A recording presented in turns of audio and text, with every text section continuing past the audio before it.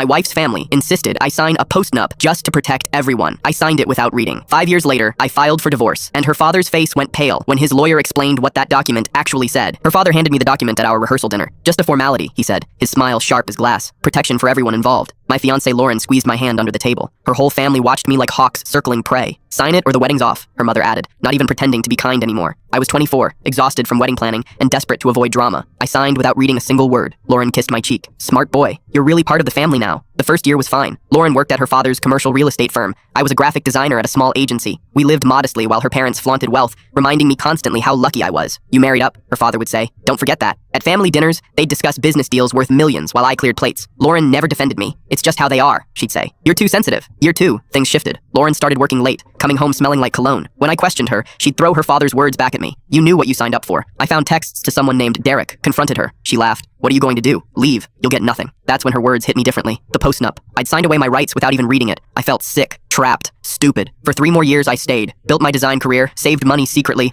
and let Lauren believe I was powerless. She grew bolder. Derek became a regular presence. Her family knew and said nothing. Her father actually smirked at me during Christmas. Marriage isn't a fairy tale, son. You adapt or you leave with nothing. Last month, I filed for divorce. Lauren laughed when the papers arrived. This is hilarious. My lawyer's going to destroy you. You signed away everything, remember? Her father called that night, triumphant. You have no idea what that document says. You'll walk away with nothing but your designer salary and your dignity in tatters. I didn't respond. Just waited. The preliminary hearing arrived. Lauren showed up in a designer suit, her whole family flanking her like an army. Her father sat front row, practically glowing. Their lawyer, Harrison, was a shark in expensive shoes. He stood up, confident. Your Honor, Mr. Patterson signed a post-nuptial agreement that clearly states in the event of divorce initiated by him, he forfeits all claims to marital assets, spousal support, and any stake in family holdings. My lawyer, David, smiled quietly. He'd spent weeks analyzing that document. Your Honor, may I present the actual post-nuptial agreement? He projected it on the screen. There, in dense legal language I'd never read, was the truth. The agreement stated that in the event of divorce initiated by Mr. Patterson, due to infidelity, abandonment, or financial misconduct by Mrs. Patterson, he is entitled to around 65% of all marital assets, full ownership of any property acquired during marriage, and immediate transfer of Mrs. Patterson's stake in her father's company. The room went silent. Lauren's face drained of color. What? Her father stood up, shaking. That's not what it says. That's impossible. Harrison grabbed the document, reading frantically. His professional composure cracked. Mr. Patterson, when did you sign this? At our rehearsal dinner, I said calmly. Your family insisted. I signed what they gave me. Her father looked at her mother in horror. You said you had it rewritten. You promised. Her mother's face went gray. I thought I did. I must have grabbed the wrong draft. The wrong draft turned out to be the one Lauren's grandfather had commissioned before he died. He never trusted his daughter or granddaughter with money. He'd created a postnup protecting the spouse from his family's cruelty. It sat in the lawyer's file for years until Lauren's mother accidentally pulled it instead of her version. The signatures were notarized, the date verified. Judge Morrison ruled in my favor. Her father grabbed my arm in the hallway. Please, we can negotiate. I pulled free. You said there was nothing to negotiate. Remember, I walked out owning 67% of everything and Lauren's entire company stake. Her grandfather's final revenge on the family he knew would be cruel.